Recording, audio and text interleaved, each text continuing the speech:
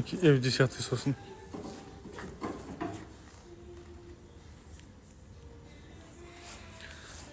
Осы F10-лар 10 миллионнан басталады бағасы, старт бағасы. Көрсетіп жүрейін сіздерге. Идеальный состояние болады осындай минимальный пробегпен. Бұлардың пробегтер үлкен болады. 100 мың сондай болады примерно. 528 ай жаңа бір бауырымыз сұраған еді. Дәл өзі.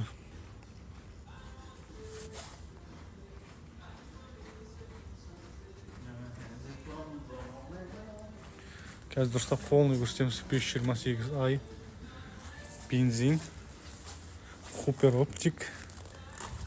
Қазір ішінен бастап көрсетем дұрыстап. 260-қа дейін барады екен.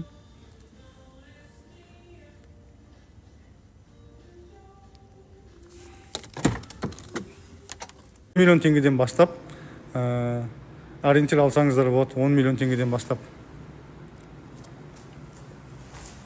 Бұлардың 100 мыңға дейінгі пробегтердің бағасы ғой. Гренжиге.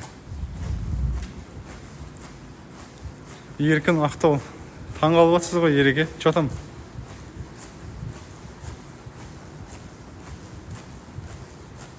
Полисайттың тағы да біреу тұр екен. Все, Алла разы болсын баршаңызға.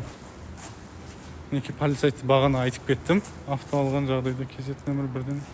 Иә, Қазақстанға жеткеннен кейін 2 күн, 3 күннің ішінде біздің Қазақстанда брокер балдар сразу нөмірін алып береді ғой сізге.